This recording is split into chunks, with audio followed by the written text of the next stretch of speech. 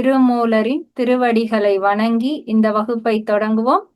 அனைவருக்கும் இனிய ஆசிரியர் தின வாழ்த்துக்கள், இனிய மிலாடி நபி வாழ்த்துக்கள், இனிய ஓணம் திருநாள் வாழ்த்துக்கள்.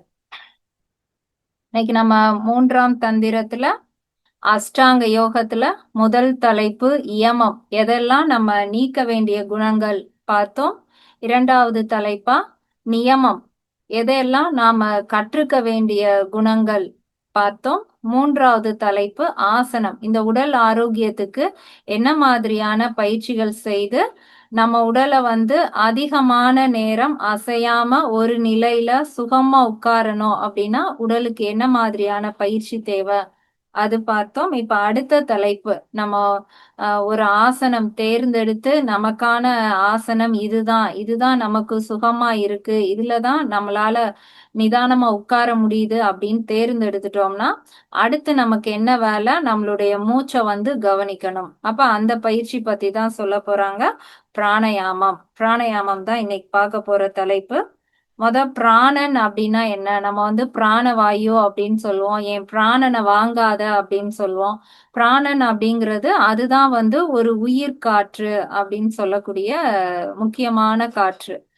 பிராணன் வாயு, பிராணன்னாலும் காற்று, வாயுனாலும் காற்றுனா அதை ஏன் பிராணவாயு அப்படின்னு சொல்றோம்? இல்லைன்னா மூச்சு காற்று அப்படின்னு சொல்லுவோம். மூச்சுனாலும் காற்றை குறிக்கும், காற்றுனாலும் காற்றை குறிக்கும். அப்ப இரண்டுக்கும் என்ன வித்தியாசம்? அந்த காற்று வாயு அதுல இருந்து பிராணன் எப்படி வேறுபடுது அப்படின்னா, நம்மளை சுத்தி இருக்கிறது எல்லாமே காற்று. இந்த காற்றுக்கு மட்டும் என்ன தன்மை இருக்கும்னா, அது 8 திசைக்குமே பரவக்கூடியதா இருக்கும். மேல போகும், கீழே போகும். நீருன்னு எடுத்துக்கிட்டோம்னா அது கீழே மட்டும்தான் போகும். நெருப்புன்னு எடுத்தோம்னா அது மேல் நோக்கி மட்டும்தான் எரியும். ஆனா இந்த காற்று மட்டும்தான் எல்லா திசைக்குமே போகும். அப்ப நம்மள சுத்தி இருக்கிற காற்று எல்லா திசைக்குமே போகக்கூடிய காற்று. அதுல நம்ம இந்த 2 நாசியால ஒரு காற்றை உள்ள நம்ம எடுத்துக்கிறோம்னா அந்த 8 திசையிலையும் இருந்த காற்றுக்கு ஒரு தனிப்பட்ட ஒரு திசை கொடுக்கிறோம். அதை உள்நோக்கி நம்ம உடலுக்குள்ள செலுத்துற மாதிரி அதை இப்படி உள்ள இழுக்கிறோம். அப்ப அந்த காற்று மட்டும்தான் பிராணன் அப்படின்னு சொல்றோம். வெளியில இருக்கிற காற்றுக்கு பெயர் கிடையாது. அதை நம்ம உள்நோக்கி எடுக்கிறோம் அப்படின்னா அதுக்கு பிராணன் அப்படிங்கிற பேரு. அப்படி உள்ள போற அந்த பிராணன் தான் நம்ம உடலை இயக்குது. அதனாலதான் அத உயிர் காற்று, அது மூச்சு, என் உயிரை வாங்காத, பிராணனை வாங்காத அப்படின்னு சொல்றது எல்லாமே இப்படி உள்ள போற பிராணன் தான் இந்த உடலை இயக்குது. உடலை எப்படி இயக்குது? நம்ம இப்ப காலையில எந்திரிச்சோம்னா நமக்கு கழிவு நல்லா வெளியேறணும், யூரின் போகணும், மோஷன் போகணும். அப்ப அதுக்கு என்ன தேவைன்னா உள்ள போற பிராணன் தான் கீழே அழுத்தம் கொடுத்து கழிவுகளை உடலை விட்டு வெளியே அனுப்புது. அப்ப அந்த உள்ள போற பிராணன் கீழ் நோக்கி போகணும். நல்லா நம்ம மோஷன்லாம் போயிட்டோம்னா அடுத்து தானாவே நமக்கு பசி எடுக்கணும். எது ஆரோக்கியமான உடல்னா கரெக்டா அந்த டைம்க்கு பசி எடுக்குதுன்னா அது ஆரோக்கியமான உடல். பசி இல்ல, குழந்தைங்களுக்கு பசியே இல்லைன்னா நம்மளால பயமா இருக்கும். டாக்டர்கிட்ட போய் சாப்பிடவே மாட்டேங்கிறா, பசியே இல்லை, என்னன்னு பாருங்கன்றோம். அப்ப அந்த பசியை நமக்கு ஏற்படுத்துறது ஒரு காற்று.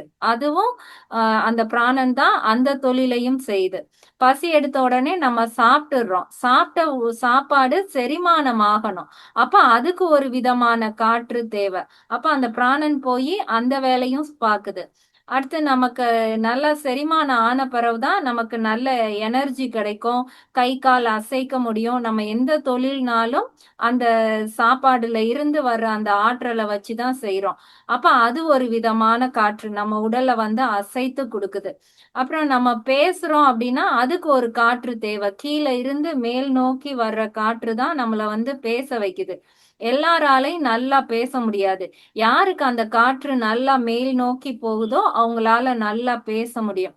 இந்த மாதிரி உள்ள போற இந்த பிராணன் 10 விதமான வேலைகளை பார்த்துக்கிட்டே இருக்கு.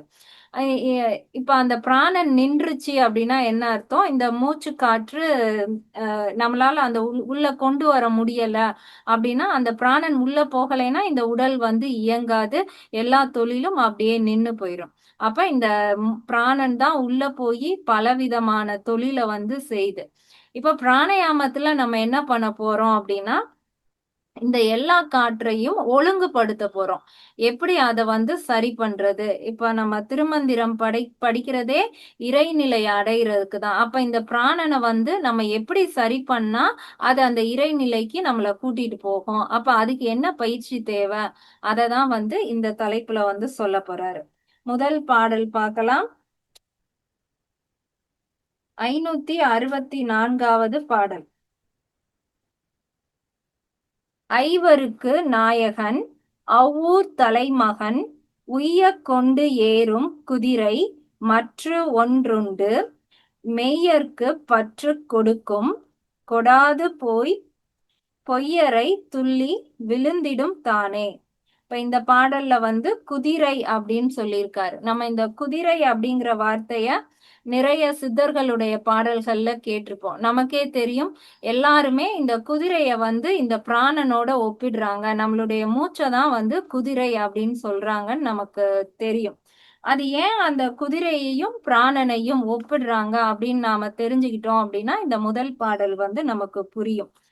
நம்ம நம்மளுடைய தமிழர்களுடைய பழக்கமே வந்து நம்மளுடைய குணங்களை வந்து விலங்குகளோட பறவைகளோட அப்படியே ஒப்பிடுவாங்க.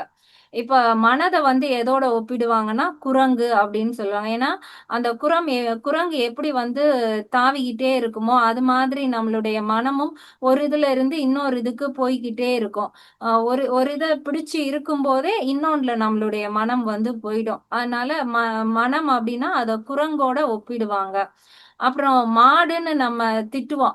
அவங்களுக்கு வந்து புதுசா சிந்திக்கவே தெரியாது. அந்த செக்கு மாடுன்னா அதுக்கு வந்து ஒரே விஷயம் தான். அதையே அப்படியே செஞ்சுக்கிட்டே இருக்கும். அப்ப மாடு அப்படிங்கிறது ரொம்ப ஹார்ட் ஒர்க் பண்றவங்களையும் மாடு மாதிரி உழைக்கிற அப்படின்னு சொல்லுவோம். அந்த விலங்குகளோட ஒப்பிடுவாங்க. யாராவது நல்ல பலசாலியா இருந்தாங்கன்னா யானை பலம் அப்படின்னு சொல்லுவாங்க. அப்ப பலத்துல சிறந்தது யானை. நல்ல டாமினேட்டிங்கான ஒரு கேரக்டர் அப்படின்னா அவங்கள வந்து சிங்கத்தோட ஒப்பிடுவாங்க. இப்ப அது மாதிரி இந்த குதிரைய வந்து நம்மளுடைய மூச்சு காற்றோட ஒப்பிடுறாங்க. அப்ப அந்த குதிரையுடைய தனித்துவம் என்ன அப்படின்னா, அந்த குதிரை வந்து நிக்காம ஓடக்கூடிய தன்மை உடையது. அது அதுக்கு வந்து ஆ கண்ட்ரோல் பண்றதே கஷ்டம். நல்லா ஓடிக்கிட்டே இருக்கும் குதிரை. ஆ அதுக்கு வந்து தூக்கமே வராது. படுத்து தூங்காது. நின்னுகிட்டே தான் தூங்கும். எந்த குதிரை வந்து அதோட லைஃப்ல வந்து படுத்துருச்சு, அப்படியே உட்காருது, சாஞ்சு தூங்குது அப்படின்னா, அதோட வாழ்நாள் வந்து முடிய போகுது அப்படின்னு அர்த்தம். மற்றபடி ஆரோக்கியமான குதிரை வந்து படுக்கவே செய்யாது. எப்பயுமே நின்னுகிட்டே தான் இருக்கும். தூங்குனாலும் நின்னுகிட்டே தான் இருக்கும். மற்றபடி அது ஓடிக்கிட்டே தான் இருக்கும். நம்மளுடைய மூச்சு காற்றும் அதே மாதிரி தான். அது வந்து நிக்கவே செய்யாது. நம்ம உயிரோட இருக்கிற வரைக்கும் அந்த குதிரை மாதிரி அது வந்து ஓடிக்கிட்டே இருக்கும். அந்த குதிரைய வந்து கண்ட்ரோல் பண்றதே ரொம்ப கஷ்டம். நம்ம இதுலயும் சொல்லுவாங்க, அந்த தறிக்கட்டு போகுது அப்படிங்கிறதெல்லாம் அந்த குதிரை மாதிரி சொல்லுவாங்க. கண்ட்ரோல் பண்ண முடியாம இருக்கும். அதே மாதிரி தான் நம்மளுடைய மூச்சு காற்றும் அது ஆரோக்கியமா இருந்தா தான் நமக்கு கரெக்ட்டா இந்த டைம்க்கு மோஷன் வரும், இந்த டைம்க்கு பசிக்கும், செரிமானம் ஆகும், எல்லாமே இருக்கும். ஆனா அந்த குதிரை வந்து மக்கர் பண்றனால தான் நமக்கு ஒண்ணொண்ணும் தப்பு தப்பா நடக்குது, பிரச்சனை வருது. அப்ப அந்த குதிரைய ஒழுங்குபடுத்துற விதம்னு ஒண்ணு இருக்கு. அப்ப நம்மளுடைய மூச்சு காற்றையும் நம்மளால ஒழுங்குபடுத்த முடியும். எப்படி அந்த குதிரைய வந்து பழக்கப்படுத்துறாங்களோ, அதே மாதிரி மூச்சு காற்றையும் பழக்கப்படுத்த முடியும். எப்படி அந்த குதிரைய வந்து பழக்கப்படுத்துறாங்கன்னா, அதுக்கு வந்து கடிவாளம் கட்டி பழக்கப்படுத்துவாங்க. ஏன்னா, அதோடைய கண்ணு வந்து எல்லா டைரக்ஷன்லயும் போறப்ப, அது எல்லா பக்கமும் அப்படியே போக ஆரம்பிக்கும். அதோட டைரக்ஷன வந்து 2 பக்கமும் கண்ணுக்கு ஒரு கடிவாளம் கட்டிட்டாங்க அப்படின்னா, அதோட ஃபோக்கஸ வந்து நம்ம குறைச்சிருவோம். அது நேரா பார்க்கும். அப்ப நேராவே போகும். அப்ப அதே மாதிரி தான் நம்மளுடைய மூச்சு காற்று வந்து அது இஷ்டத்துக்கு போகக்கூடிய தன்மையில இருந்தாலும், நம்மளுடைய கண்ணுக்கு சில பயிற்சி குடுக்கும்போது, அந்த மூச்சு காற்ற நம்ம நெனைக்கிற மாதிரி ஒரு சீரா நம்மளால கொண்டு போக முடியும். அ இது குதிரைக்கும், மூச்சு காற்றுக்கும் உள்ள குணம். வேற எதுல நம்ம குதிரைய வந்து ஒப்பிடுவோம்னா, ஹ ஏதாவது ஒரு மெஷின்க்கு வந்து என்ன அதோட பவர் அப்படின்னு கேட்டா, அதுக்கு வந்து குதிரை திறன் தான் சொல்லுவோம். ஹார்ஸ் பவர்ன்னு தான் சொல்லுவோம். இப்ப வர என்ன மிஷினரீஸ் வாங்குனாலும், அத நம்ம சொல்றது அதுக்கு இத்தன ஹார்ஸ் பவர் இருக்கு அப்படின்னு தான் சொல்லுவோம். அப்ப ஹார்ஸ் பவர்னா என்னன்னா, மற்ற விலங்கை விட இதுக்கு வந்து அவ்வளோ ஒரு எனர்ஜி இருக்கு. அந்த ஆற்றல், சக்தி வாய்ந்த ஆற்றல் வந்து எந்த விலங்குக்கு அதிகம் இருக்கு அப்படின்னா, குதிரைக்கு தான் இருக்கு. அப்ப அந்த அளவுக்கு சக்தி வாய்ந்த ஆற்றல் யாருக்கு இருக்குன்னா, நம்மளுடைய மூச்சு காற்றுக்கு இருக்கு. அப்ப அந்த நம்ம சொல்ற அந்த சக்தி, ஆற்றல் இது எல்லாமே நம்மளுடைய பிராணனை தான் குறிக்குது, குதிரை மாதிரி. இப்ப இந்த குதிரைக்கு வந்து வேற சொற்கள் என்னென்னலாம் இருக்குன்னா, இப்ப இதுக்கு முன்னாடி ஒரு தடவ மூலாதார சக்கரத்த பத்தி கிளாஸ் எடுக்கும்போது, யானைய பத்தி கொஞ்சம் நெறைய இது போய் படிச்சேன். இந்த Googleல, YouTubeலலாம் படிக்கும்போது, அந்த ஒரு 10 நாள் கிளாஸ் அந்த மூலாதாரத்த பத்தி எடுக்கும்போது, யானைக்கு வேற பெயர்கள் என்னென்னன்னு இருக்குன்னு பார்ப்போம். எப்படியும் ஒரு 20, 25 பேர் இருக்கும். நம்ம டெய்லி கிளாஸ்ல ஒரு 5, 5 பேரா நம்ம சொன்னோம்னா, நம்மளும் அத படிச்ச மாதிரி இருக்கும் அப்படின்னு சொல்லிட்டு, போய் Googleல சர்ச் பண்ணி எடுத்தோம்னா, புறநானூறுல மட்டுமே வந்து யானைக்கு வந்து 100 பெயர்கள் வந்து குடுத்திருக்காங்க. ஒவ்வொரு கவிஞர்களும், ஆ இப்போ யானைக்கு வந்து மொத்தம் 100 பெயர்கள் வந்து வந்துருச்சு. நம்மளாலலாம் அத்தன பெயர்கள படிக்க முடியாதுன்னு, அத அத வாசிக்கிறதுக்கே வந்து அவ்வளவு ஆச்சரியமா இருந்துச்சு. யானைக்கு இத்தன பெயர்களான்னு. அதே மாதிரி தான் இப்ப குதிரைக்கு வந்து வேற என்னென்ன பெயர்கள் இருக்குன்னு பார்க்கலான்னு பார்க்கும்போது, குதிரைக்கு வந்து அவ்ளோ பெயர்கள் வந்து குடுத்துருக்காங்க. எல்லாமே ஆ சுத்தி சுத்தி பார்த்தோம்னா, நம்மளுடைய மூச்சுக்காற்றும் அதோட சம்மந்தப்படுத்தி வருது. அந்த குதிரையினுடைய தன்மையும் அதோட சம்மந்தப்படுத்தி வருது. நமக்கு நல்ல தெரிஞ்ச பெயர் வந்து பரி. அ மாணிக்கவாசகர் கதையில கூட வரும். பரியை நரியை பரியாக்கினார். மீண்டும் பரிகள் நரியானது. அந்த குதிரைய வந்து பரி அப்படின்னு சொல்றாங்க. அப்புறம் நம்ம யோகால வந்து அஸ்வ சஞ்சலாசனம் அப்படின்னு சொல்லுவோம். ஒரு சேரட்ல குதிரைய கட்டுனா, அந்த குதிரை ஓடும்போது என்ன மாதிரியான அமைப்புல இருக்குமோ, அதே மாதிரி இருக்கிறது அஸ்வ சஞ்சலாசனம். அப்ப அந்த அஸ்வம் அப்படிங்கிறதும் குதிரைய குறிக்குது. அஸ்வத்த வந்து எப்படி பிரிக்கிறாங்கன்னா, நான் ரொம்ப நாள் அஸ்வம்னா சமஸ்கிருதம்னே நெனச்சேன். ஏன்னா வர்றனால, அது வந்து அச்சுவம் தான் நம்ம இப்ப அஸ்வம்னு சொல்றோம். அச்சு பிளஸ் வம். அச்சுன்னா என்னன்னா, அந்த குதிரை ஓடும்போது அதோட கால் தடத்த வந்து சொல்றாங்க. எல்லா விலங்குகளுக்கும் அந்த கால் தடம் வந்து அந்த அச்சு பதியும். ஆனா, அந்த குதிரையோட எனர்ஜிக்கு அதோட அச்சு வந்து அவ்வளவு ஆழமா, தெளிவா அந்த அச்சு இருக்கனால, அந்த அச்சுக்கே உரிய சிறப்பா அத வந்து அச்சுவம் அப்படின்னு சொல்றாங்க. அஸ்வம் அப்படிங்கிறது குதிரைய குறிக்குது. அஸ்வம், அஸ்வினி இதெல்லாமே. அதே மாதிரி வாட்டையான் ஆசனம் அப்படின்னு சொல்லுவோம். அந்த அது வந்து குதிரையினுடைய முகம் அப்படின்னு நம்ம பார்ப்போம். வாட்டையான் ஆசனத்துல நிக்கிறது. அது ஒரு விதமான பேலன்சிங் ஆசனாஸ். அது பார்க்கிறதுக்கு குதிரை வந்து பறந்து போற மாதிரியான ஒரு நிலை. இது நமக்கு தெரிஞ்ச பெயர்கள். இது போக வந்து புரவி, துரங்கம், அயம், இவுளி, பாய்மா, பாடலம், தூகம், அ கிள்ளை அப்படிங்கிறது கிளியையும் குறிக்குது. அது வந்து குதிரையையும் குறிக்குது. அதாவது நெறைய பறவையுடைய பெயர்கள் வந்து குதிரைய வந்து குறிக்குது. ஏன்னா, அ அந்த அந்த பறவை எந்த வேகத்துக்கு பறக்குதோ, அதுக்கு நிகரா இந்த குதிரைக்கு வந்து அ திறன் இருக்கு அப்படிங்கிற மாதிரி அதோடலாம் இது பண்ணியிருந்தாங்க. அப்புறம் நம்ம தூசுன்னு சொல்றோம் இல்ல, ஒரே தூசியா இருக்கு அப்படிங்கிறது. அந்த தூசு அப்படிங்கிறதே குதிரைய தான் குறிக்குது. அந்த குதிரை ஒரு இடத்த கடந்து போகுறப்ப, அந்த புழுதி அப்படி பறந்து வர்றனால, அந்த குதிரைய தூசுன்னு சொல்றது தான் நம்ம வந்து அந்த புழுதிய தான் நாம தூசுன்னு சொல்றோம். அப்ப மறைமுகமா அந்த தூசின்னு நம்ம சொல்றதே குதிரைய தான் வந்து சொல்றோம். தூசு, அப்புறம் உண்ணின்னு சொல்வோம். நாய்க்குலாம் சில வண்டு மாதிரி ஒரு சின்ன பூச்சி இருக்கும். அந்த உண்ணிங்கிறதும் குதிரைய தான் குறிக்குது. அந்த குதிரையில இருக்கிற அதே பூச்சி மாதிரி நாய்க்கு வர்றனால, உண்ணிங்கிற அந்த குதிரையோட பேர அந்த பூச்சிக்கும் நாம வந்து சொல்றோம். அப்புறம் கர்க்கி, அரி அப்படிங்கிறதும் கு குதிரைய தான் குறிக்குது. பரி அப்படிங்கிறது ஆண்பால் குதிரைனா, அரி அப்படிங்கிறது பெண்பால் குதிரை. அப்புறம் கந்துவம், கந்துருவம், மா அப்படிங்கிற சொல்லே வந்து குதிரைய குறிக்குது. மானா பெருசு.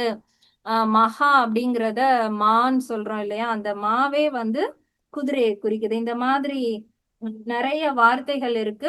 அதனுடைய விளக்கம் பார்த்தாலும் அது எல்லாமே குதிரைய குறிக்குது. இப்ப நம்ம பரிங்கிற சொல்லும் நிறைய சித்தர்கள் வந்து அந்த மூச்சு காற்றுக்கு வந்து எடுத்திருப்பாங்க. இப்ப அந்த பரியில இருந்து வந்த நிறைய சொற்கள் அதுவும் வந்து குதிரையோட சம்பந்தப்பட்டது.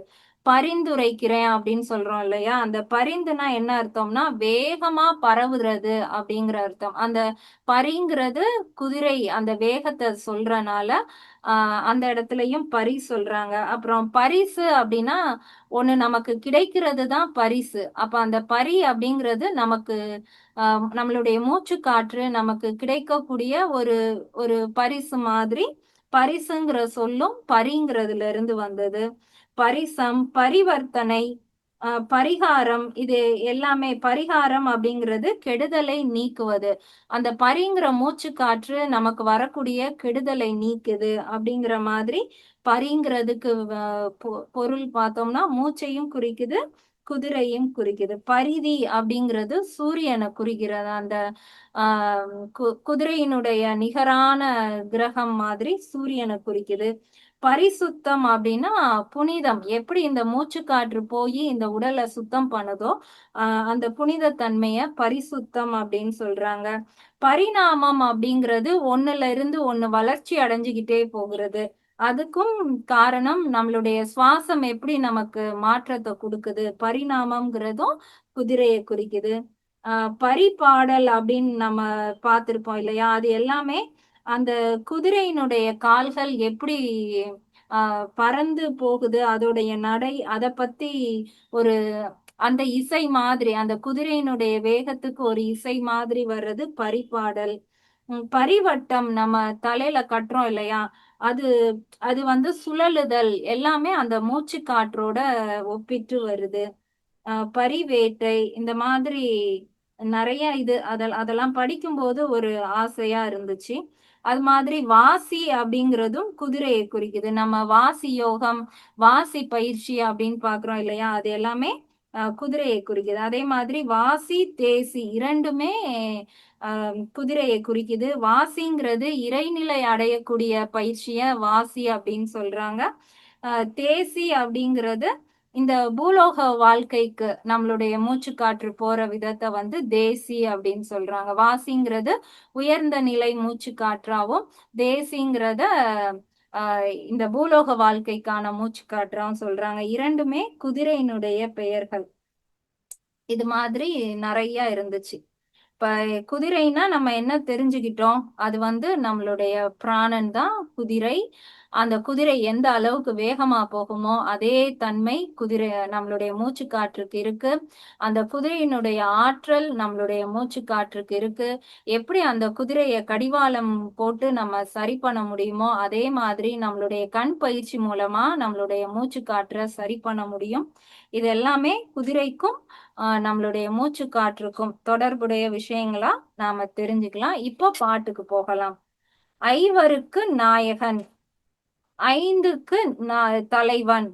ஐந்துனா இந்த இடத்துல எதை குறிக்குதுன்னா நம்மளுடைய ஐம்புலன்கள், கண், காது, மூக்கு, நாக்கு, சருமம். இந்த ஐந்துக்கும் தலைவனானவன். அவ்வூர் தலைமகன். அந்த அந்த ஐந்தும் இருக்கக்கூடிய ஊர் எது அப்படின்னா, இந்த ஐந்து நாயகர்கள் இருக்கக்கூடிய ஊர் எது அப்படின்னா நம்மளுடைய உடல். அப்ப இந்த இடத்துல அவ்வூர் அப்படின்னு சொல்றது நம்மளுடைய உடல். அதுல இருக்கக்கூடிய ஐந்து நாயகர்கள் யாருன்னா நம்மளுடைய ஐம்புலன்கள். தலைமகன், அதுல ஒரு தலைமகன் இருக்கான்னா இந்த நாயகனுக்கெல்லாம் நாயகனா ஒருத்தன் இருக்கான். அது யாருன்னா நம்மளுடைய மனம். இந்த ஐம்புலன்களுக்கு தலைவனான மனம் இருக்கக்கூடிய நம்மளுடைய உடல். உய்ய கொண்டு ஏறும் குதிரை.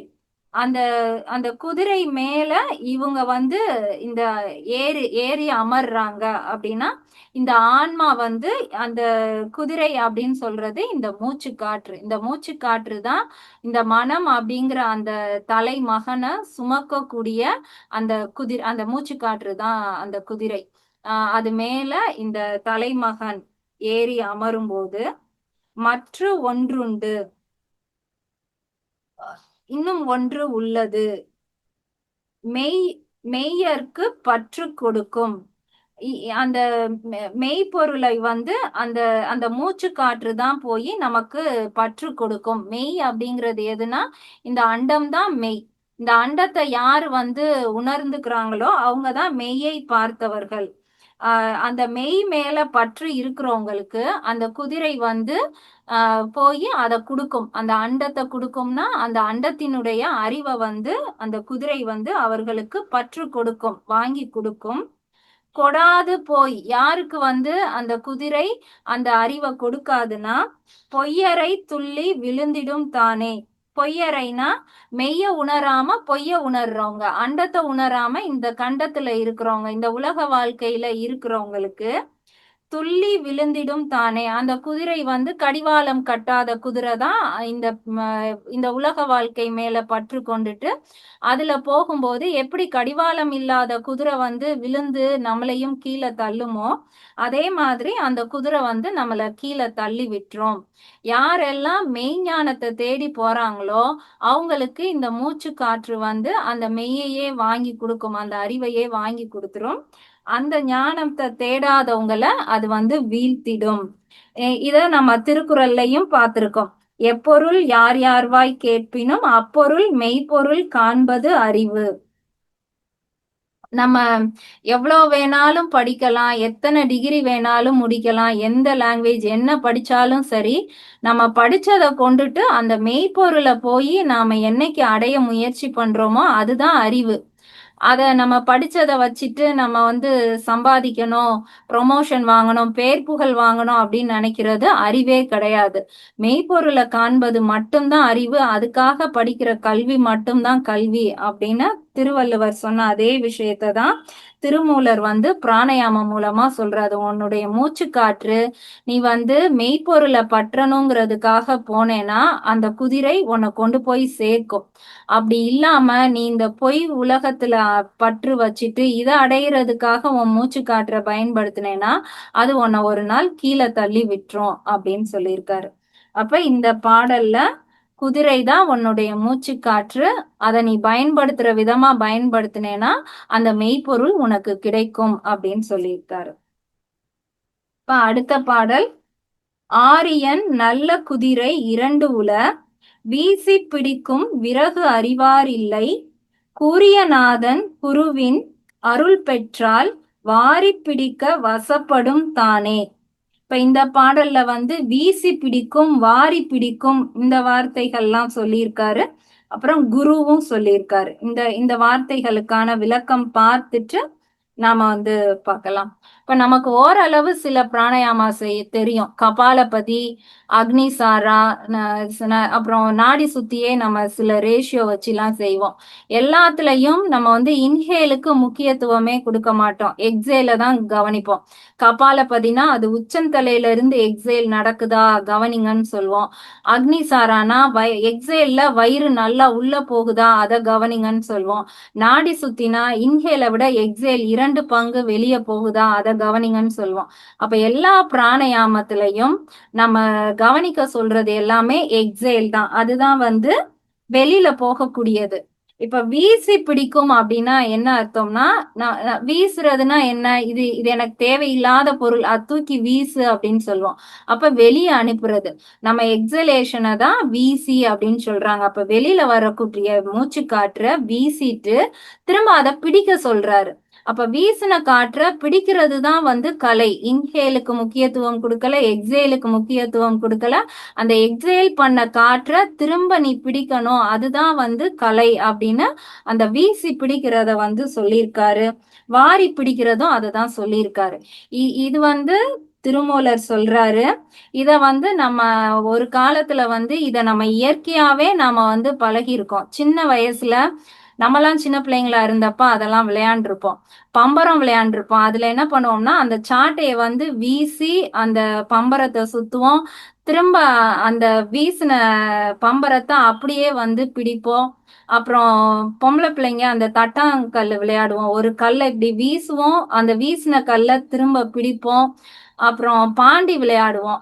அந்த கல்லை தூக்கி போடுவோம், அதை வந்து தலையில வச்சு பிடிப்போம். அப்புறம் இப்படி கையில பிடிக்கிறது, கால்ல பிடிக்கிறது, அந்த வீசின கல்லை பிடிப்போம். இந்த மாதிரி நிறைய விளையாட்டு. இது கிட்டி விளையாடுவோம். ஒரு கல்லை தூக்கி போட்டு கட்டைய அடிப்போம், திரும்ப அந்த வீசின இத போய் பிடிப்போம்.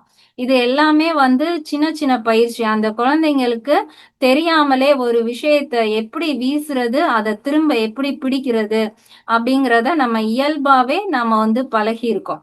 அப்ப அத பழகுனவங்களுக்கு ஒரு காலத்துல பயிற்சி பண்ணும்போது அது ஈஸியாவே நடக்கும். ஆம், நிறைய இந்த மாதிரியான சின்ன சின்ன பயிற்சி தான் வந்து நமக்கு ஒரு காலத்துல வந்து பயன்படும். இப்ப நம்ம இந்த மாதிரியான விளையாட்டுக்களையே விட்டுட்டோம். அந்த காலத்துல பம்பரம் விளையாண்டா எங்க அம்மாலாம் வந்து திட்டுவாங்க. எந்நேரமும் என்ன ரோட்ல இப்படி அந்த விளையாடும் போதே சண்டை வரும். அதனால அதெல்லாம் விரும்ப மாட்டாங்க. அப்புறம் நம்மளே அது எல்லாத்தையும் விட்டுட்டோம். நம்ம பிள்ளைங்களுக்கு அதெல்லாம் சொல்லி கொடுக்கவே இல்லை.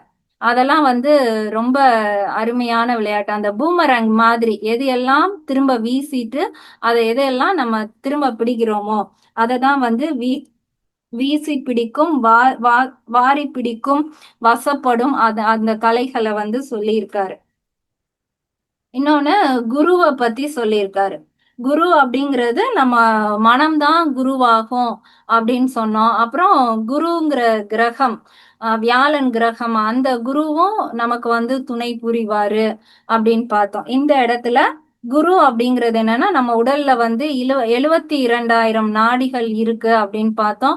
அந்த 72,000 நாடிகளுக்குமே வந்து பெயர் வச்சிருக்காங்க. ஒவ்வொரு நாடிக்கும் ஒவ்வொரு பெயர். நமக்கு என்ன தெரியும்னா இடக்கலை பிங்கலைன்னு தெரியும். இது வந்து சந்திர நாடி, இது சூரிய நாடி, இரண்டுக்கும் நடுவுல மூணாவதா ஒரு சுழுமுனை நாடி. இதுதான் நம்ம பார்த்திருப்போம். அப்புறம் அந்த 10 நாடிகள் மெயினா சொல்லும்போது இது போக புருடன், சங்கவை இந்த மாதிரி சில நாடிகள் பார்த்திருக்கோம். அதுல ரொம்ப முக்கியமான ஒரு நாடி வந்து குரு நாடி. அந்த நாடிக்கு வந்து பெயர் குகு அப்படின்னு சொல்லுவாங்க. குகு நாடி. கூனா என்னன்னா இருட்டு, அந்த குருட்டுத்தன்மை, அந்த இருட்டை குறிக்கிறது. கூ கூ அப்படின்னா முழுவதும் இருட்டு, அந்த கும் இருட்டு, பயங்கர இருட்டு, அந்த அமாவாசை இருட்டு அப்படின்லாம் சொல்லுவோம்ல, அந்த அளவுக்கு இருட்டான ஒரு நாடி தான் குகு நாடி. அந்த நாடியில வந்து பிராணன் வந்து பலவிதமான அடைப்புகள்ல போய்கிட்டு இருக்கும். யாரு வந்து அந்த குகு நாடியில உள்ள அடைப்பை வந்து சரி பண்றாங்களோ அவங்களுக்கு அந்த குகு நாடி வந்து குரு நாடியா மாறிடும். குரு நாடியா மாறின பிறகு நமக்கு அந்த நாடி தான் குருவா இருந்து அந்த நாடி தான் நம்மளை வந்து இறைவன் கிட்ட கூட்டிட்டு போக போகுது. அந்த குரு நாடி ரொம்ப முக்கியமான நாடி. அது வந்து மூலாதாரத்துல ஆரம்பிச்சு ஆஜ்னால நம்மளுடைய கண்கள்ல போய் அந்த நாடி வந்து இயக்குது. நம்ம அது அது வந்து ரொம்ப கூர்மையான ஒரு நாடியா இருக்கு. சில ஆசனம் கூர்மாசனம் அப்படின்னு நம்ம பார்ப்போம். அது எல்லாமே இந்த கூர்மையான நாடிய வந்து சரி பண்ணக்கூடிய பயிற்சி. யாருக்கு அந்த குகு நாடி வந்து ஓபன் ஆயிடுச்சோ அப்ப அந்த மூலாதாரத்துல இருக்கக்கூடிய வினைகளை வந்து அதுவே கரைச்சிரும். நமக்கு வினைகள் கழிஞ்சிருச்சுனா தான் நாம இறைவனை போய் அடைஞ்சிடலாம் இல்லையா? அப்ப அந்த குரு நாடிய பத்தி இந்த பாடல்ல சொல்லியிருக்காரு. முதல் பாடல்ல குதிரைனா என்ன, அந்த மூச்சு காற்ற பத்தி சொல்லியிருக்காரு. இப்போ அந்த குதிரையை எப்படி பழக்கிறது, ஆஹ் வீசி பிடிக்கிறது, வாரி பிடிக்கிறது, அந்த குதிரையை எப்படி அடக்கணும் அப்படிங்கிறத இரண்டாவது பாடல்ல வந்து சொல்லியிருக்காரு. ஆரியன் நல்ல. ஆரியன்னா நம்ம இப்ப பாக்குறோம் இல்லையா, ஆரியர்கள் அப்படின்னா அவங்க வந்து நம்ம இந்தியால நாம எல்லாம் இருக்கும்போது பக்கத்து நாட்டுல இருந்து உள்ள வர்றவங்க. அப்ப வெளியில இருந்து உள்ள வர்றவங்களதான் ஆரியர்கள் அப்படின்னு சொல்றோம். அப்ப ஆரியன் நல்லன்னா ஒரு நல்ல ஆரியன் வந்து இருக்கான். அப்ப வெளியில இருந்து நமக்குள்ள வரக்கூடிய ஒரு நல்லவன் வந்து இருக்கான். அது யாருன்னா மனம். மனம்தான் வந்து இந்த கண்ணு காது மூக்கு இதெல்லாம் பார்த்து அந்த மனதை வந்து நம்ம கிட்ட கொண்டு வந்து சேர்க்குது. அந்த மனம் வந்து நல்லவன் தான். அவன் வந்து வெளியில இருந்து நமக்குள்ள ஆரியனா வந்திருக்கான். குதிரை இரண்டு உள்ள, இதுக்கு முன்னாடி பாடல்ல குதிரைன்னு சொன்னாரு. இப்ப வந்து நம்ம உடல்ல இரண்டு குதிரைகள் இருக்கு அப்படின்னு சொல்றாரு. ஒண்ணு வலது நாசி, இடது நாசி, சூரியன் சந்திரன் இரண்டு குதிரைகளா நம்ம உடலுக்குள்ள போகக்கூடிய அந்த காற்று, குதிரை இரண்டு உள்ளது அப்படின்னு சொல்றாரு. வீசி பிடிக்கும். நம்ம இப்ப பார்த்தோம் இல்லையா, நம்ம மூச்சு காற்ற வெளியில விடுறதுதான் வீசி. அதை பிடிக்கும், அதை போய் திரும்ப பிடிக்கக்கூடிய விறகு அறிவார் இல்லை. அந்த வித்தைய வந்து தெரிஞ்சவங்க யாருமே இல்ல. அதை தெரிஞ்சுக்கிட்டவங்க. கூறிய நாதன் குருவின். அந்த கூரிய அப்படின்னா அந்த குரு நாடிங்கிறதே ரொம்ப சின்ன நாடி. அதுலயும் அது எப்படி இருக்குன்னா ரொம்ப கூர்மையா இருக்கானா, ரொம்ப ஷார்ப்பா, ரொம்ப தின்னா, ரொம்ப மெல்லிசையா இருக்கிறதுனால அந்த நாடிய வந்து கூரிய அப்படின்னு சொல்லியிருக்காரு. நாதன் அப்படின்னா சத்தம், அந்த நாடியில ஓடக்கூடிய சத்தம். அந்த அந்த சத்தமும் எப்படி இருக்கான், ரொம்ப மைன்யூட்டா, ரொம்ப ஷார்ப்பான ஒரு சத்தமா இருக்கு. அந்த கூரிய நாதன் குருவின் அந்த நாடியோடைய அருள் பெற்றால், அந்த குருநாதியோட அருளை பெற்றிட்டோம்னா வாரி பிடிக்க வசப்படும் தானே. அந்த குதிரை, இரண்டு குதிரை இருக்கு இல்லையா, ஒரு குதிரை நம்மள சூரியக்கலை என்ன பண்ணும், நம்மள வந்து டென்ஷன் ஆக்கி ஸ்ட்ரெஸ் ஆக்கி இதை செய்யவா அதை செய்யவான்னு நம்மளை போட்டு பாடாப்படுத்தி இந்த உடலை வந்து அப்படி இயக்கிக்கிட்டு இருக்கோம். இந்த சந்திர நாடி என்ன பண்ணும், ஒன்னுலையுமே எனக்கு இன்ட்ரெஸ்ட் இல்ல, சோம்பேறியா இருக்கு, எனக்கு எதுவுமே பிடிக்கல, என்னை விடுங்க அப்படின்ட்டு நம்மளை வந்து அப்படியே ரொம்ப தளர்வாக்கும். இரண்டும் வெவ்வேறு குணம். இந்த ரெண்டு குதிரையும் நம்மளை இங்கிட்டும் அங்கிட்டுமா இழுத்துட்டு போகுது. அதை யார் வந்து வாரி பிடித்து வசப்படுத்துறாங்களோ அவங்களுக்கு தான் இது வந்து கிடைக்கும். இந்த இறைநிலை அனுபவம் இது எல்லாமே அவங்களுக்கு தான் கிடைக்கும். அப்ப அந்த வீசி பிடிக்க, அந்த வாரி பிடிக்கக்கூடிய, வசப்படுத்தக்கூடிய கலை வந்து ஒண்ணு இருக்கு. அது இந்த இரண்டு குதிரைகளையும் கட்டுப்படுத்திருச்சு அப்படின்னா நமக்கு அந்த குருவினுடைய துணை கிடைக்கும், அந்த இறை அருள் வந்து நமக்கு கிடைக்கும். இத இரண்டாவது பாடல்ல சொல்றாரு. அப்ப ஒரு ஒரு குதிரை முதல் பாடல்ல சொன்னாரு. இப்ப அது இரண்டு குதிரை, அதை நீ வந்து எப்படி வசப்படுத்தணும், எப்படி வந்து அந்த குரு நமக்கு கிடைப்பாரு, அதையும் சொல்லியிருக்காரு. அடுத்த பாடல் 566வது பாடல். புல்லினும் மிக்க புரவியை மேல் கொண்டால் கல்லுண்ண வேண்டாம் தானே, கனி தரும் துள்ளி நடப்பிக்குஞ் சோம்பு தவிர்ப்பிக்கும் உள்ளது சொன்னோம் முணர்வுடையோர்க்கே. இப்ப மூன்றாவது பாடல்ல என்ன சொல்றாருன்னா, நீ அப்படி குருவை அடைஞ்சிட்ட, இறைவனை அடைஞ்சிட்டேன்னா உனக்கு என்ன கிடைக்க போகுது, உனக்கு என்ன இருக்கு அப்படிங்கிறத அடுத்த பாடல்ல சொல்லியிருக்காரு. அதோட பலன் என்ன அப்படிங்கிறது. இதுல வந்து இந்த புல்லினோ அப்படிங்கிற வார்த்தையும் கல்லுண்ண, இந்த இரண்டு வார்த்தைக்குமான விளக்கம் பார்த்துட்டு பார்க்கலாம். புல்லினோ அப்படிங்கிறது ஒரு சிறிய பறவை, சிட்டுக்குருவி மாதிரி ஒரு சின்ன பறவை. ஒரு காலத்துல நம்ம பக்கம் அதிகமா இருந்தது. இப்ப அந்த அந்த குருவி இனம் கொஞ்சம் கொஞ்சமா அழிஞ்சிட்டு வருது. அந்த கூகுள்ல அந்த குருவி படம் அதை எடுத்து அனுப்புறேன். ஒரு சாதாரண சிட்டுக்குருவி தான். அந்த இந்த பறவைகளுக்கே உரிய குணம் என்னன்னா, அது நம்மள மாதிரி இன்னைக்கு ஃபுல்லா சாப்பிட்டுக்கிட்டே இருந்துட்டு மறுநாள் காலையில மோஷன் போகாது. அது சாப்பிடும், சாப்பிட்ட கொஞ்ச நேரத்திலே அதுக்கு நல்லா செரிமானம் ஆகும். உடனே அது வந்து எச்சம் போட்டுரும். பழையபடி அது சாப்பிடும், எச்சம் போடும். அந்த கோழி வளர்க்குறவங்களெல்லாம் பார்த்தா தெரியும், பொழுதுக்கும் அந்த கோழி சாப்பிடும், எச்சம் போடும், இதே வேலையை தான் செய்யும். பறவைகளுடைய குணமே அந்த குணம்தான். ஏன்னா அதனுடைய செரிமான அந்த இயக்கம் வந்து ரொம்ப வேகமா இருக்கும். அதுக்கு வந்து நல்லா செரிமானம் நடக்கும். அந்த அந்த பறவைகள் என்ன பண்ணும், சாதாரணமா பறந்துட்டு இருக்கும். அந்த நம்ம பறக்கிற தூரத்தை விட இன்னும் நல்லா தூரமா போகணும் அப்படின்னு நினைச்சிருச்சுன்னா அதோட வயிற்று தசைகளை அது நல்லா உள்ள இழுத்துக்கும். நம்ம உட்டியான பந்தம் பண்றோம் இல்லையா, அந்த மாதிரி அந்த பறவைகள் வந்து உட்டியான பந்தம் பண்ணிட்டு இன்னும் வேகமா அது வந்து மேல் நோக்கி செல்லும். அதுதான் அந்த புள்ளிருங்கிற பறவையுடைய குணமே. அது வந்து ரொம்ப ரொம்ப தூரத்துக்கு அந்த மாதிரி ஒரு பந்தம் பண்ணிட்டு அந்த பறவை வந்து பறக்கக்கூடிய தன்மை கொண்டது. அததான் இந்த இடத்துல வந்து சொல்றாரு. அந்த புள்ளினுங்கிற பறவைய இங்க சொல்றதுக்கு காரணம் அதுக்கு வந்து உத்தியான பந்தம் பண்ணக்கூடிய திறமை இருக்கு அப்படின்னு சொல்றாரு. இன்னொன்னு கல்லு பத்தி சொல்லியிருக்காரு. கல்லு நம்ம எல்லாருக்குமே தெரியும், பனங்கல்லு, தென்னங்கல்லு இதெல்லாம் சொல்லுவோம். அதாவது கீழே இருந்து போற நீர் தான் மேல போனதுக்கு அப்புறம் அது அப்படியே இறங்கி வரும்போது அதுல வந்து ஒரு நல்ல போதை தன்மை இருக்கு. அதை நம்ம குடிக்கும்போது நம்மள அறியாமலே நம்மளுடைய மனம் எல்லாம் அப்படியே இதாயிருது. ஏன் நம்ம திரும்ப திரும்ப அந்த கல்லை உண்ணணும்னு நினைக்கிறோம்னா அதுல ஏதோ ஒரு சந்தோஷம் இருக்கு. அந்த சந்தோஷத்தை விரும்பிதான் நாம வந்து திரும்ப திரும்ப அந்த கல்லை தேடி போறோம். இப்ப இந்த இடத்துல அவர் ஏன் அந்த அந்த போதைய பத்தி இங்க ஏன் பேசுறாரு, அப்ப அத பத்தி பார்க்கலாம். புல்லினும் மிக்க புரவியை மேல் கொண்டாள்.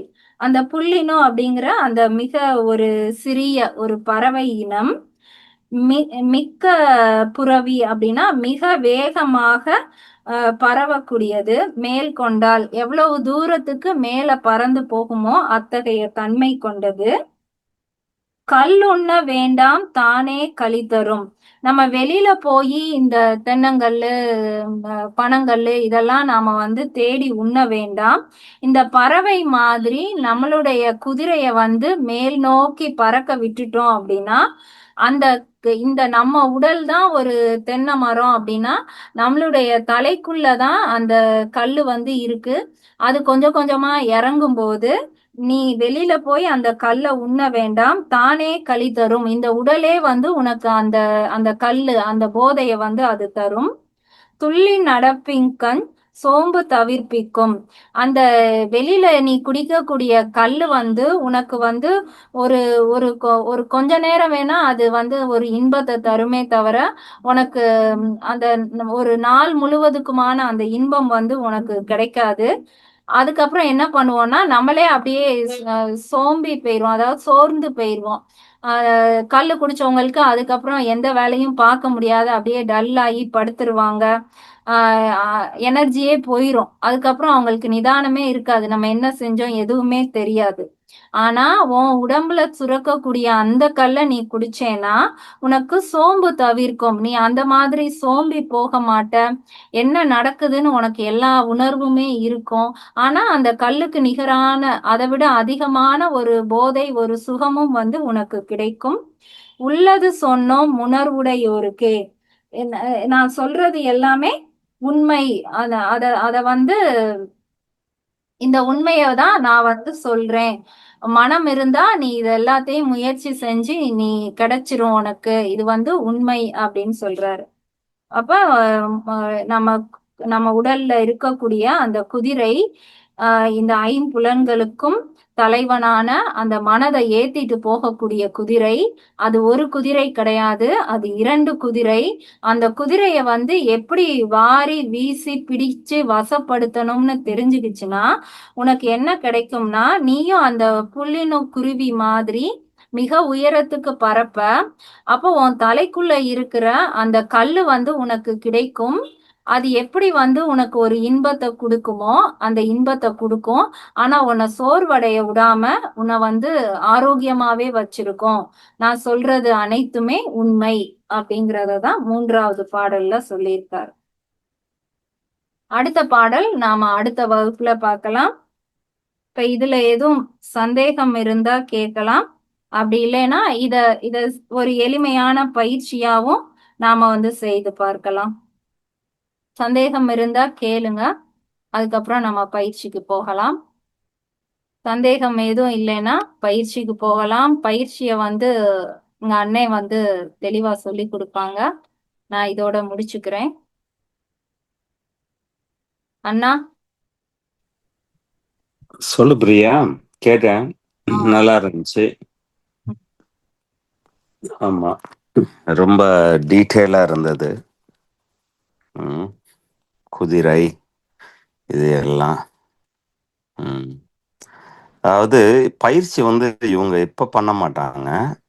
ஏன்னா கபாலபதி பண்ணணும். அதான் இன்னைக்கு கபாலபதி பண்ணிட்டு அப்புறம் ஒரு பாவனை திருஷ்டி. பாவனைனா திருஷ்டி, கண்ணை எப்படி பாவிச்சு வைக்கிறது அப்படின்றத இன்னைக்கு இது பண்ணுவோம். சாப்பிட்டு இருந்தீங்கன்னா கபாலபதி பண்ணும் பொழுது கேக்குதா பிரியா? கேக்குதுண்ணா. ஒரு நாள் காலையில வேணா கிளாஸ் வைக்கலாம், வெறும் வயிற்றுல செய்ய சொல்லலாம். ஆமா, ஆனா இவங்க இப்ப கேட்டுக்கிட்டோம். ஆமா, அதாவது கபாலபதி அப்படின்றது ஹதயோகத்துல செய்யக்கூடிய கிரியை. பிராணாயாமாவா இருந்தாலும் அதை வந்து கிரியை பிராணாயாமா அப்படின்மோ. ஏன்னா நம்ம உடம்புல இருக்கக்கூடிய 72,000 நாடியையும் சுத்தம் பண்ணக்கூடியது. நம்ம காத்த ஊதி குப்பையெல்லாம் இப்ப கிளீன் பண்றோம் இல்லையா? முந்திதான் விளக்குமாறு, இப்ப வந்து இங்கெல்லாம் வந்து விளக்குமாறுலாம் கிடையாது. ஒரு சின்ன ஒரு காத்து இருக்கும், அந்த காத்து பைப்பை வச்சு க்ளீன் பண்ணிடுவோம் இல்லையா? ஒரு இதில் அடப்பு இருந்தாலே நம்ம ஊதுனாலே அந்த அடப்பு போயிடுது இல்லையா? ஊதி தான் அடப்பு எடுப்போம் நம்ம. அது மாதிரி சரியான விதத்தில் நம்ம உடம்ப வந்து மணிப்பூர்வ சக்கரத்தில் வச்சு ஊதுனோம்னா உடம்புல இருக்கக்கூடிய 72,000 நாடியையும் அது திறக்கும் ஆரம்பத்தில். அப்புறம் அதுல இருக்கக்கூடிய குரு நாடி பிரியா அன்னைக்கு சொன்னா, அப்புறம் அடுத்து நிறைய சொல்லுவாரு திருமூலரும். இந்த குரு நாடி அடைச்சிட்டு இருக்கனால தான் குண்டலினி எலும்பல. யாராவது அவங்க குண்டலினி எலும்புது, அவங்களால ஃபீல் பண்ண முடியுது அப்படின்னா அவங்களுக்கு குரு நாடி ஓப்பன் ஆகுது அப்படின்ட்டு. அப்ப இந்த கபாலபதி அப்படின்றது ரொம்ப ஸ்லோ ப்ராசஸ். அதை ஞாபகம் வச்சுக்கோங்க. இன்னைக்கு கபாலபதி பண்ணா நாளைக்கு காலையில எனக்கு கல் கிடைச்சிரும் அப்படின்ற இது கிடையாது. ஆமா, ஹதயோக பிரதிபிகமா இருந்தாலும் சரிதான், பதஞ்சலி அஷ்டாங்க யோக சூத்திரமா இருந்தாலும் சரிதான், அதே மாதிரி நம்ம திருமூலரா இருந்தாலும் சரிதான், அந்த முதல் பிராணாயாம பயிற்சியே அந்த கபாலபதி பரப மாதிரி ஃபாஸ்டா பிரீத் பண்றது. ஆமா, அதைத்தான் நம்ம வந்து இப்ப வந்து பார்க்க போறோம். சரியா? அந்த அந்த பாட்டை வேணா படியேன் பிரியா. 3வது.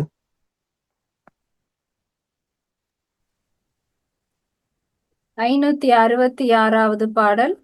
புல்லினும் மிக்க புரவியை மேல் கொண்டால் கல்லுண்ண வேண்டாம் தானே களிதரும் துள்ளி நடப்பிக்குஞ் சோம்பு தவிர்ப்பிக்கும் உள்ளது சொன்னோம் உணர்வுடையோர்க்கே. அதாவது ஒரு காலகட்டத்துல கல்லை குடிச்சிட்டு அப்படியே அங்கங்க சோம்பி சுருங்கி போய் வேமா செத்து போய் அப்படியே கிடக்கானுங்க. அப்படிதான் நம்ம அந்த கல்லை குடிச்சே தான் இருந்திருக்கோம் அந்த ஒரு காலகட்டத்துல. ஏன்னா நம்ம எந்த வேலையும் பண்ண தேவையில்ல, அதுவா விளையுது, விளையிறத அப்படியே பார்த்துக்கிட்டு இருக்க வேண்டியது. பொம்பளைங்க அவங்களாவே எல்லா வேலையும் பார்த்துருவாங்க. ஆம்பளைங்க ஒரு வேலை பார்க்க தேவையில்ல. இந்த பக்கம் போனா வாழை மரம், அந்த பக்கம் போனா மாமரம், இந்த பக்கம் போனா பலாமரம். அபண்டன்ஸ் எல்லாமே அப்படியே அவ்வளோ இதா கிடைக்குது. ஒன்றும் பண்ண தேவையில்ல. அப்படியே கல்லை குடிச்சு அப்படியே அங்கங்க சண்டை போட்டுக்கிட்டு அங்கங்க தப்பு தவறு தண்டா பண்ணிக்கிட்டு அப்படிதான் இருந்திருக்கானுங்க. வள்ளுவர் அதை என்ன சொல்றாரு, ஏன்டா இப்படி நீ ஏன் கல்லு குடிச்சிட்டு திரியிற, வீட்டுல போய் பொண்டாட்டி பிள்ளைங்களோட சந்தோஷமா இரு. அத வந்து ஒரு காலத்துல நீ வந்து வயசானதுக்கு அப்புறம் பொண்டாட்டி பிள்ளைங்களோட சந்தோஷமா இருக்கிறத நினைச்சா உனக்கு எவ்வளவு ஆனந்தமா இருக்கும். அதே தான் நீ கல்லு கடையில அங்க உளுந்து கிடக்கிறது, கல்லு குடிச்சிட்டு சண்டை போட்டது, இதெல்லாம் நீ யோசிக்குது, அது எப்படி இருக்கும்? அதனால போய் இல்வாழ்வுல ஆமா அறம் சார்ந்த வாழ்வுன்ட்டு வள்ளுவர் அட்வைஸ் சொல்றாரு. அவர் வள்ளுவர் இல்லையா? அவருக்கு அறம், இல்வாழ்க்கை ரொம்ப முக்கியம் அவரு. ஆனா திருமூலர் என்ன சொல்றாரு, ஏய் உன் தலைக்குள்ள ஒண்ணு இருக்கு, அது கல்லை விட சூப்பரான சரக்கு அது. ஆமா, அதே மாதிரி களி தரும். அதுல என்ன களிப்பு இருக்கோ அதே களிப்பு இந்த கல்லும் தரும். ஆனா நீ சோம்பேறியா இருக்க மாட்ட, துள்ளி குதிப்ப, அந்த அளவுக்கு எனர்ஜியாவும் வச்சுக்கும். நான் சொல்றது உணர்வு உடையவங்களுக்கு மட்டும்தான் நான் சொல்றேன், அவங்களுக்கு தான் புரியும் அப்படின்னு உள்ளதை சொல்றேன். உணர்வு இருந்தா புரிஞ்சுக்க அப்படின்ற மாதிரி சொல்றாரு. சரி. அதாவது புள்ளி அப்படின்னா ஸ்பாட்டட் பேர்ட்ஸ் அப்படின்பாங்க. ஸ்பாட் அப்படின்னா புள்ளி இல்லையா? நம்ம தமிழ்நாட்டு ஆந்தையே பாருங்களேன், அதுல நிறைய ஸ்பாட் இருக்கும், புள்ளிகள் இருக்கும். இந்த புள்ளிகள் இருக்கிற மாதிரி நிறைய இருக்கு. மயிலே சில மயில்களுக்கு வந்து புள்ளி இருக்கும், நம்ம நாட்டுல இல்ல அந்த மாதிரி மயில்கள். அந்த வான்கோழி, அந்த கௌதாரி, அதுல எல்லாம் கூட ஒரு வகையில வந்து புள்ளிகள் இருக்கும்.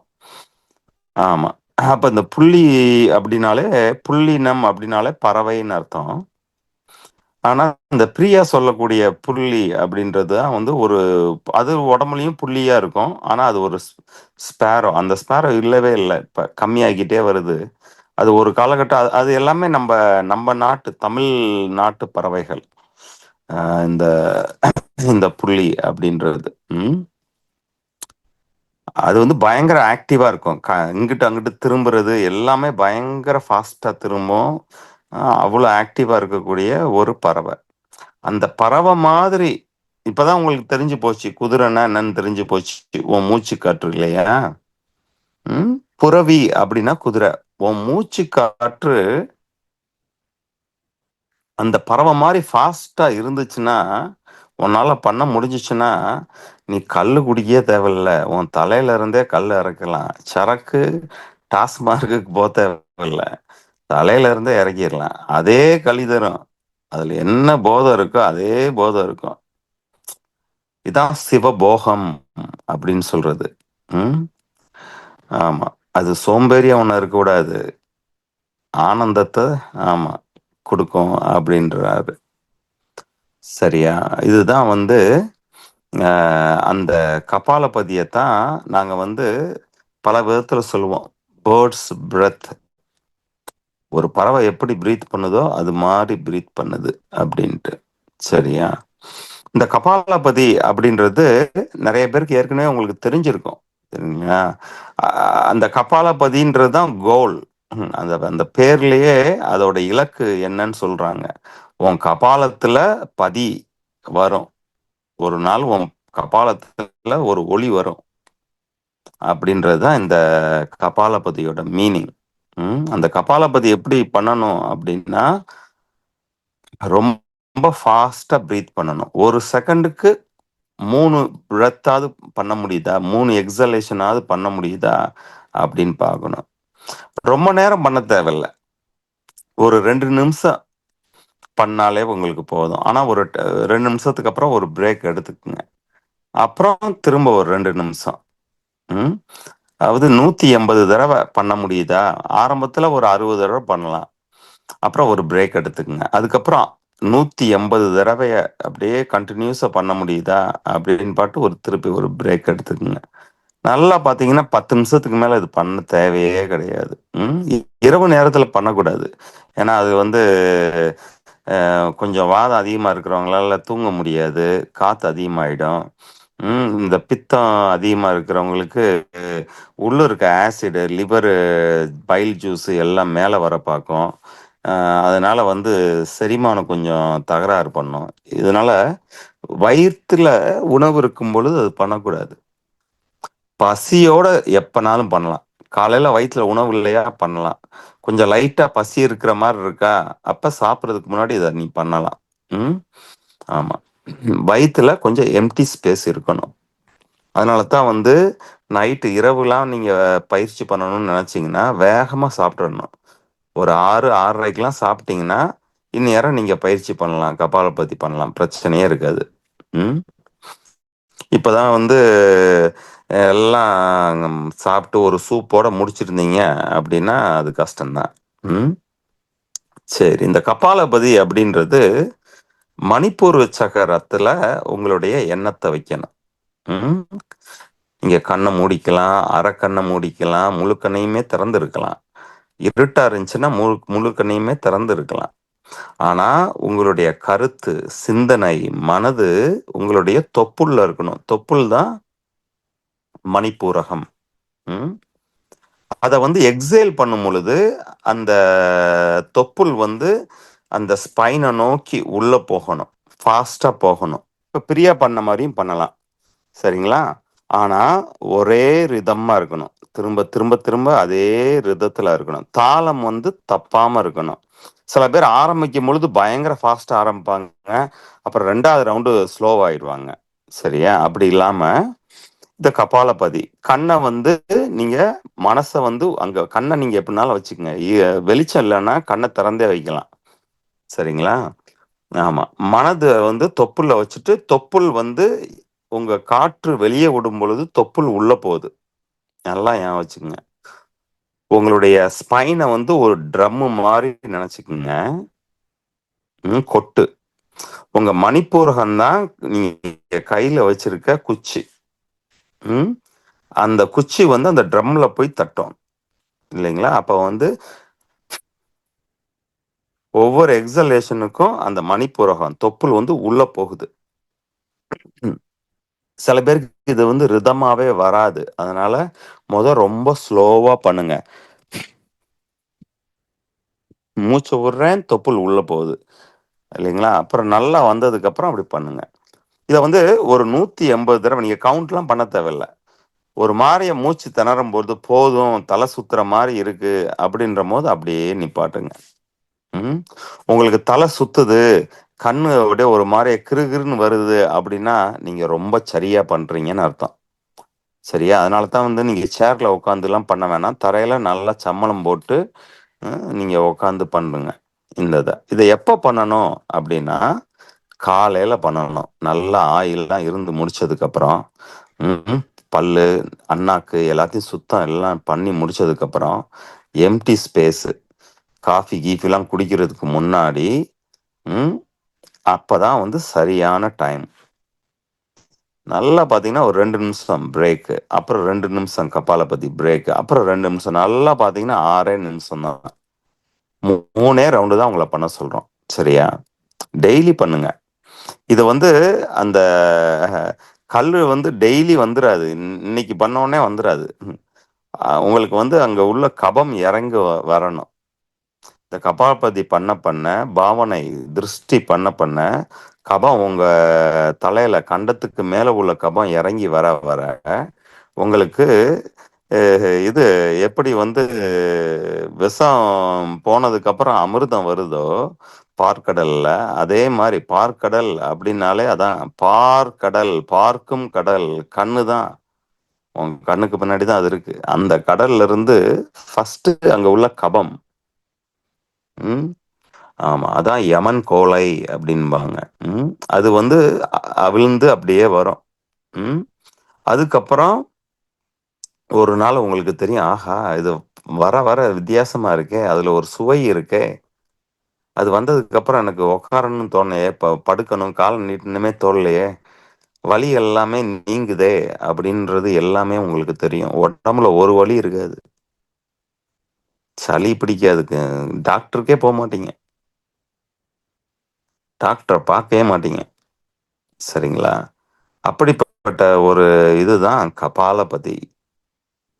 இந்த கபாலபதி 3 ரவுண்ட் பண்ணதுக்கு அப்புறம் நீங்க பிரியா இது நெற்றிக் எண்ணெய் வந்து பாவனை மட்டும் பண்ணிக்காமி சைட்ல திரும்பி உட்காரு. சைட்ல ஆமா, சின்ன வந்து ஆமா, சின்ன கொஞ்சம் ஆமா, இந்த மாதிரி கண்ணை மூடிக்க நீ. கண்ணை மூடிட்டு ஆமா, கண்ணை மூடிக்கோ. ஆனா கண்ணு வந்து நெற்றில இது பண்ணுது. இதுதான் பாவனை திருஷ்டி. இந்த கபாலபதி பண்ணதுக்கு அப்புறம் இந்த யோகிக்கு தலையில சுத்தம், கண்டத்தை கடந்த யோகிக்கு கேவல கும்பகம்னு ஒன்று நடக்கும். அதாவது அந்த நேரம் வந்து அவன் மூச்சை இன்ஹேல் பண்ணணும் அவசியம் கிடையாது, எக்ஸேல் பண்ணவும் அவசியம் கிடையாது. ஒரு வகையான ஒரு கும்பகம் அங்க நிகழும். அந்த நெற்றிக்கண்ணை பார்க்கும் பொழுது அன்னையாரம் தான் அவனுக்கு அந்த கல்லு, தெலுகுன்னு பேரு. தெலுங்குனாலே சில ஊர்ல கல்லு தலையிலிருந்து அந்த தெலுகு இறங்கி வரும். சரிங்களா? இதை உங்களால உணர முடியும். எல்லாரு தலையிலையுமே இந்த பிரெயின் வந்து இரவு நேரத்துல வந்து அந்த டிஎம்டி பல நியூரோ டிரான்ஸ்மிட்டர் பிரெயின் கெமிக்கல்ஸை ப்ரொடியூஸ் பண்ணுது. அது கண்டத்துக்கு கீழே உங்களுக்கு வராது, ஏன்னா அடைச்சு போயிருக்கு. சரியா? அப்புறம் அது உணவோட போய் கலந்துரும், அது வேஸ்ட் ஆகிடும். ஆனா இதை வெறும் வயிற்றுல உங்களால எடுக்க முடியும். இத பண்ணவனுக்கு இவன் தான் வந்து சிரஞ்சீவி. சிரத்துக்குள்ள எப்படி போய் சீவிக்கணும்னு தெரிந்தவன் தான் சிரஞ்சீவி. சரிங்களா? இந்த இதை நீங்க பயிற்சி பண்ணி பாருங்க மக்களே. ஆரம்பத்துல உங்களுக்கு தலை சுத்துற மாதிரி இருந்துச்சுன்னா முதுக வந்து செவுத்தோட ஒட்டி வச்சுக்குங்க. தலை நேரம் அப்படியே தலை சுத்துற மாதிரி இருக்கும். ஏன்னா வந்து அங்க ஒரு வெற்றிடம் ஏற்பட்டதும் எப்ப வந்து உங்களுடைய நாபிய தொப்புல வந்து இந்த மாதிரி குதிரை மாதிரி அதாவது ஃபாஸ்டா நீங்க ஓட்டுறீங்களோ அந்நேரம் வந்து அங்க ஒரு ஸ்பேஸ் இருக்கும், தலையில ஒரு ஸ்பேஸ், அதான் கபாலம் இல்லையா? அந்நேரம் வந்து சில பேருக்கு கண்ணெல்லாம் அப்படியே சொக்கும், சுத்தம், அது எல்லாமே இயல்பு தான். அதனால நீங்க வந்து சாஞ்சு உக்காந்துக்கலாம். ஒரு மரம் இருந்துச்சுன்னா மரத்துல சாஞ்சுக்குங்க, செவுரு இருந்துச்சுன்னா செவுத்துல கூட நீங்க சாஞ்சு உக்காந்துக்கலாம். அது பண்ணதுக்கு அப்புறம் கொஞ்ச நேரம் பாவனை. நீங்க யோகியாவே பாவனைனாலே அது மாதிரி நடிக்கிறது இல்லையா? யோகியா நீங்க நினைச்சுக்கங்க, ஆஹா எனக்கு வந்து தலையில இருந்து அமிர்தம் பால் முப்பாலும் எனக்கு இறங்கி வருது, கொஞ்சம் கொஞ்சமா எனக்கு அந்த தலையில இருக்கக்கூடிய கபம் நீங்குது, கபத்தை நான் அறுத்துக்கிட்டு இருக்கேன் இந்த பயிற்சியில அப்படின்ட்டு ஒரு பாவனை பண்ணுங்க. சில பேருக்குலாம் உட்டகுறை தொட்டகுறை இருக்கும். நீங்களாம் வந்து சில பேருக்குலாம் 12 மாசம் பண்ண, ஒரு வருஷம் பண்ணாலே அவங்களுக்கு வந்துடும். உங்களுக்கு தெரியாது, நீங்க போன ஜென்மத்திலயும் எங்கேயாவது பழகிருப்பீங்க, அதனால தான் இதை தேடி இங்க வந்திருக்கீங்க இல்லையா? ம் இங்க பாருங்க, நம்ம ஒன்றும் பண்றது இல்ல, தமிழ் சொல்லி கொடுத்துட்டு இருக்கோம். எதுக்கு இங்க உட்காந்துட்டு இருக்கீங்க அப்படின்னா, உட்டகுறை தொட்டகுறைனால தான் உட்காந்துட்டு இருக்கீங்க. நம்பி பண்ணா உங்களுக்கு அடுத்த வருஷம்லாம் நீங்க உடம்பு அப்படியே தங்கமாயிடும். ஆமா, சுத்தமாயிடும். ம் சரி மக்களே, உங்களுக்கு இதுல ஏதாவது கேள்வி இருந்துச்சுன்னா கேளுங்க. என்ன பிரியா கிளாஸுக்கு நீங்க போங்க. சில நேரம் பயிற்சியில வந்து எல்லா கிளாஸ், முக்காவாசி கிளாஸ் வந்து கபாலபதியில தான் ஆரம்பிப்பாங்க. அப்ப ஈஸியா உங்களால அதை புரிஞ்சு பண்ண முடியும். டெய்லி பண்ணும் பொழுது உங்களுக்கு அப்பதான் உங்களுக்கு சந்தேகமே வரும். டெய்லி பண்ணும் பொழுது தான். பண்ணாத வரைக்கும் அது வர சந்தேகம்லாம் அதெல்லாம் சும்மா குசும்புக்கு கேட்கறது. பண்ணதுக்கு அப்புறம் வரக்கூடிய சந்தேகம் தான் சரியான சந்தேகம். ம் பண்ணி பாருங்க. அதை அடுத்த கிளாஸ்லயோ அதுக்கு அடுத்த கிளாஸ்லயோ நம்ம கிளாரிஃபை பண்ணலாம். கபாலபதி அப்படின்ட்டு பிரியாவையும் 2 3 ஸ்லைடோ இல்லை லிங்கோ ஏதாவது ஒன்று அனுப்ப சொல்றேன் நான். சரிங்களா? கேள்வி இருந்தா கேளுங்க மக்களே. இன்னைக்கு ரொம்ப நேரம் எடுத்த மாதிரி இருக்கு. நம்ம ஸ்டூடெண்ட் ஒரு சார் வந்து அவருக்கு யோகா எதுவுமே தெரியாது, நார்மல் லைஃப்ல இருந்தாங்க. கொரோனா டைம்ல அவருக்கு கொரோனா வந்துடுச்சு. கொஞ்சம் வயசு தான் அவருக்கு. ஹாஸ்பிட்டலைஸ் பண்ணி அவரை தனியா வச்சுட்டாங்க. தனியா வைக்கவும் அவருக்கு வந்து ஒரு பயம் வந்துருச்சு. நமக்கு எதுவும் ஆயிடுச்சுன்னா நம்ம ஒய்ஃபு பிள்ளைங்க யார் பாப்பான்னு. இப்போ ஹாஸ்பிட்டல்ல வந்து மூச்சு பயிற்சி செய்யுங்கன்னு சொல்லிட்டாங்க. அப்புறம் அவருக்கு சரியாயிடுச்சு. வந்து விருதுநகர்ல யோகான்னு தேடி அப்புறம் என்கிட்ட வந்து எனக்கு மூச்சு பயிற்சி மட்டும் சொல்லி கொடுங்க அப்படின்னாங்க. எனக்கு எனக்கு பயிற்சி தான் தெரியுமே தவிர எனக்கு உள்ள வந்து இன்னும் எனக்கு எந்த மாற்றமுமே நடக்கல. ஆனா நான் செய்யற பயிற்சிய அவருக்கு வந்து நான் சொல்லி கொடுத்தேன். நான் வந்து கிட்டத்தட்ட 15 வருஷமா நான் யோகா செய்றேன். நான் செஞ்சிட்டு இருக்கிற பயிற்சி அவருக்கு சொல்லி கொடுத்தேன்.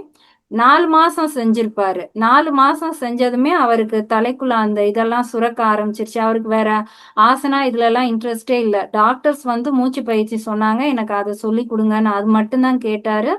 அது மட்டும்தான் என்கிட்ட பழகிட்டு போனாரு. அப்புறம் கொஞ்ச நாளுக்கு அப்புறம் வந்து எனக்கு இதெல்லாம் மாற்றம் ஏற்படுது அப்படின்னு சொன்னதுக்கு அப்புறம் வேறவங்கள்ட்ட கேட்ட வர நீ ஏதோ தப்பா பண்ணிட்ட, உனக்கு என்னமோ ஆயிடுச்சுங்கிற மாதிரி சொல்லிட்டாங்க. அப்புறம் அவர் ஏன்ட்டே வந்து நீங்க சொன்ன மாதிரி தான் செஞ்சேன், எனக்கு இதெல்லாம் நடக்குதுன்னு சொன்னப்ப இதெல்லாமே நான் தியரட்டிக்கலா படிச்சேன். நம்ம உடம்புல அந்த சிவா அனுபவம் எப்படியெல்லாம் இருக்கும்னு படிச்சேன். அது உங்களுக்கு வந்து எனக்கு இதுக்கு அதை எப்படி பண்ணணும், அதை எப்படி தக்க வைக்கணும்னு தெரியாது. நீங்க எங்க அண்ணன்ட்ட போங்க அப்படின்னு சொன்னேன். அதுக்கப்புறம் போனாரு. நான் இப்ப இதே பயிற்சி தான் நான் இத்தனை வருஷமா செய்யறேன். எனக்குள்ள ஒண்ணுமே தெரியல. ஆனா அவர் 4 மாசம் செஞ்சாரு.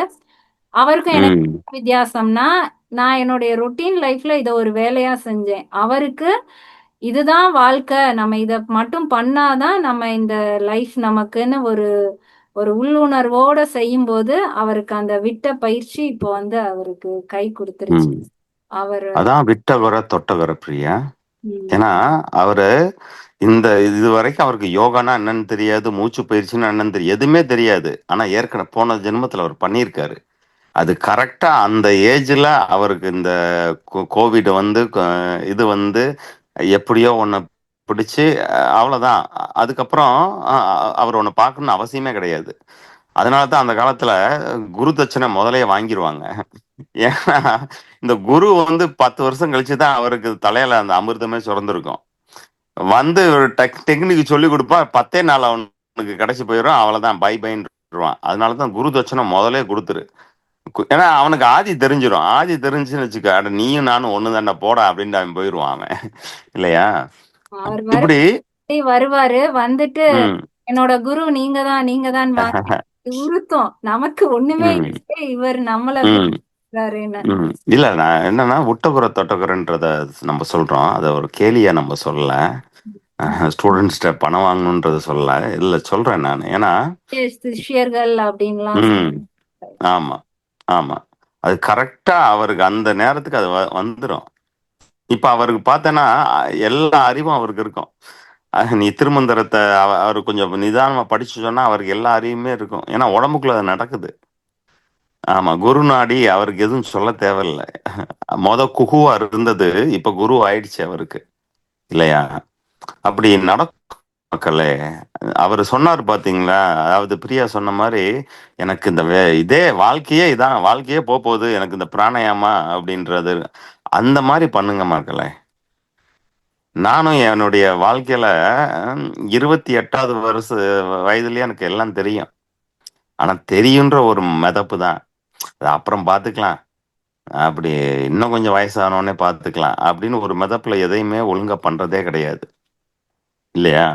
அதுக்கப்புறம் நமக்கு அறிவு வந்து இதுதான்டா, நம்ம வேற ஒண்ணுமே தேவையில்ல, வாழ்க்கையில ரிட்டையரே ஆக தேவையில்ல, இது மட்டும்தான் அப்படின்னும் போது தான் நமக்கு வந்தது. எல்லாத்துக்கும் அந்த ஸ்ட்ரென்த் இருக்கு.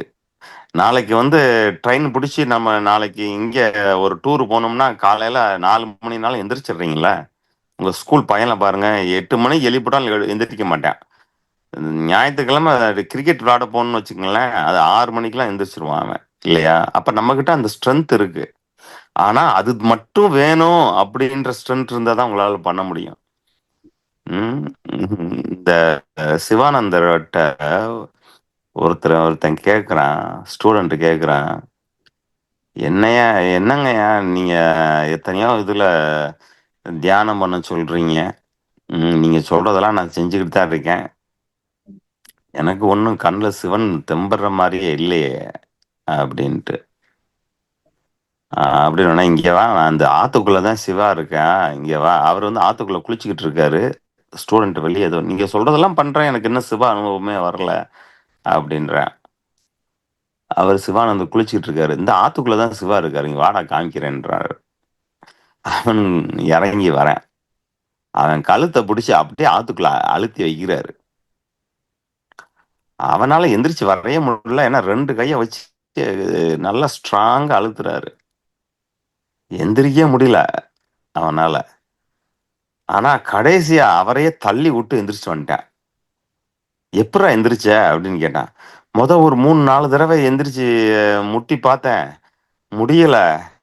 கடைசியா நான் செத்துருவேன் நினைச்சு, கடைசியா போனா போன்னு முட்டுனேன், நீங்களே அங்க தள்ளி போய் விழுந்தீங்க அப்படின்ற. அப்படி இந்த மாதிரி சிவனை தேடினியாடா நீ அப்படின்னு. அப்படி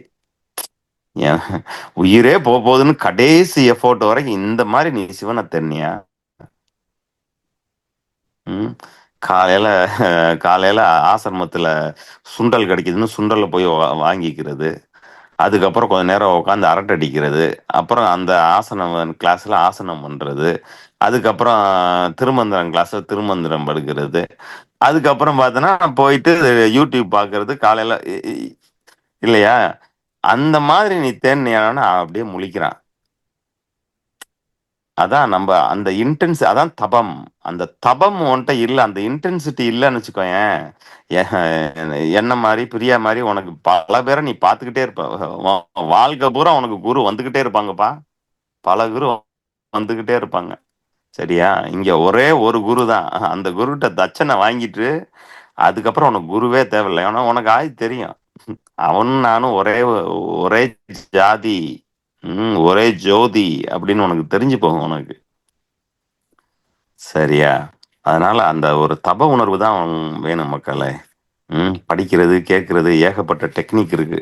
ஆனா எந்திரிச்சு இதெல்லாம் க்ளீன் பண்ணிட்டு நான் பண்ணுவோம்ல அப்படின்ட்டு நீங்க பண்ண உக்காந்தா மட்டும்தான் உங்களுக்கு இதெல்லாம் கிடைக்கும். ம். ஆமா மக்களே. அதனால தான் இது வந்து மது. மது மதி.